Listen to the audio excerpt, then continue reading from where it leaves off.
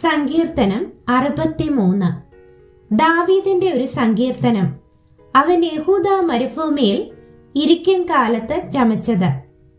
ദൈവമേ, നീ എൻ്റെ ദൈവം. അതികാലത്തെ ഞാൻ നിന്നെ അന്വേഷിക്കും. വെള്ളമില്ലാതെ ഉണങ്ങി വരണ്ട ദേശത്ത് എൻ്റെ ഉള്ളം നിനക്കായി ദാഹിക്കുന്നു. എൻ്റെ ദേഹം നിനക്കായി കാംക്ഷിക്കുന്നു. അങ്ങനെ നിന്റെ ബലവും മഹത്വവും കാണേണ്ടതിന് ഞാൻ വിശുദ്ധ മന്ദിരത്തിൽ നിന്നെ നോക്കിയിരിക്കുന്നു.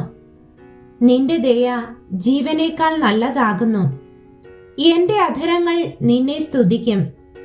എൻ്റെ ജീവകാലമൊക്കെയും ഞാൻ അങ്ങനെ നിന്നെ വാഴ്ത്തും. നിന്റെ നാമത്തിൽ ഞാൻ എൻ്റെ കൈകളെ മലർത്തും. എൻ്റെ കിടക്കയിൽ നിന്നെ ഓർക്കുകയും ഞാൻ രാത്രിയാമങ്ങളിൽ നിന്നെ ധ്യാനിക്കുകയും ചെയ്യുമ്പോൾ എൻ്റെ പ്രാണന് മജ്ജയും മേധസ്സും കൊണ്ട് എന്ന പോലെ തൃപ്തി വരുന്നു. എൻ്റെ വായ് സന്തോഷമുള്ള അധരങ്ങളാൽ നിന്നെ സ്തുതിക്കുന്നു. നീ എനിക്ക് സഹായമായി തീർന്നുവല്ലോ. നിന്റെ ചിറകിൻ നിഴലിൽ ഞാൻ ഘോഷിച്ചാനന്ദിക്കുന്നു.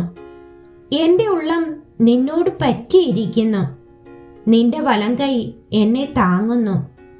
എന്നാൽ അവർ സ്വന്തം നാശത്തിനായി എനിക്ക് പ്രാണഹാനി വരുത്തുവാൻ നോക്കുന്നു.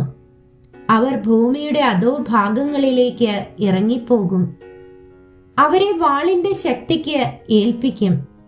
കുറുനരികൾക്ക് അവർ ഇരയായി തീരും. എന്നാൽ രാജാവ് ദൈവത്തിൽ സന്തോഷിക്കും. അവന്റെ നാമത്തിൽ സത്യം ചെയ്യുന്നവനെല്ലാം പുകഴും. എങ്കിലും ഭോഷ്ക് പറയുന്നവരുടെ വായ് അടഞ്ഞു പോകും.